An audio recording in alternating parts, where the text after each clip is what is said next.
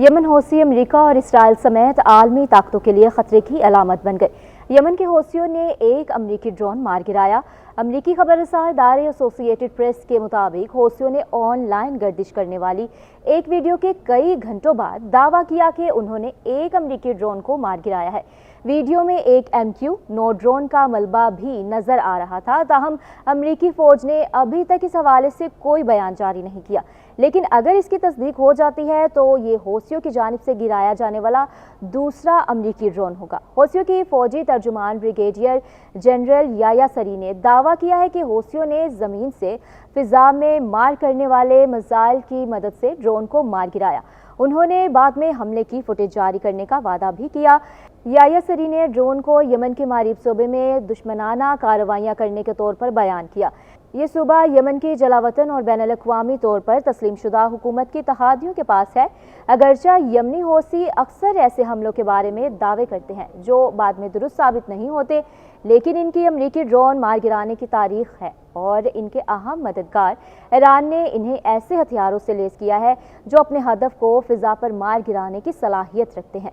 सन 2024 में हौसियों ने मुल्क के शुमाल और इसके दारुल हुकूमत सना पर कब्जा कर लिया था। हौसियों की जानिब से मार गिराए जाने वाले ड्रोन की कीमत $3 करोड़ है और ये 50,000 फुट से जायद की बुलंदी पर परवाज कर सकता है और 24 घंटे से जायद वक्त तक फिजा में रह सकता है।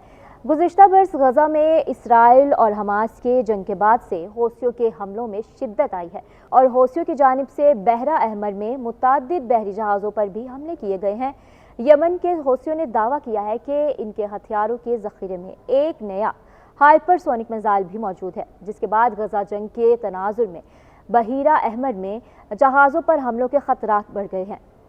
अमेरिकी खबरसां इदारे एसोसिएटेड प्रेस के मुताबिक रूस की सरकारी न्यूज़ एजेंसी रिया नोसिटी की जानिब से रिपोर्ट के लिए नामालूम ओहदेदार का हवाला दिया गया, ताहम इसका कोई सबूत पेश नहीं किया गया। ये सूरत हाल एक ऐसे वक्त में सामने आई है जब मास्को यूक्रेन की जंग के दौरान मगरबी ममालिक की खारजा पॉलिसी को जारहाना अंदाज में सामने करने की कोशिश कर रहा है।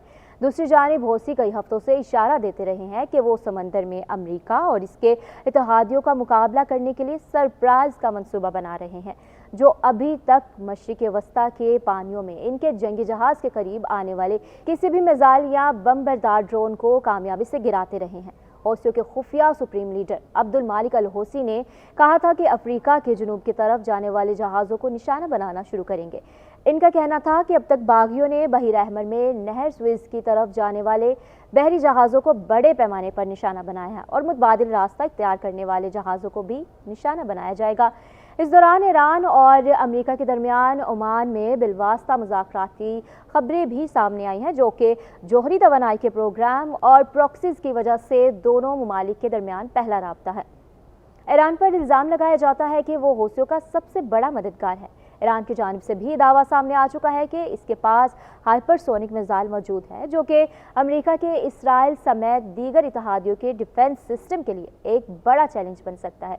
एक रिपोर्ट के मुताबिक हौसियों के करीबी फौजी ओहदेदार का हवाला देते हुए बताया गया है कि ग्रुप ने मिसाइल का कामयाब तजुर्बा भी किया है, जो कि 8 मैक की रफ्तार से उड़ता और ठोस ईंधन से चलता है।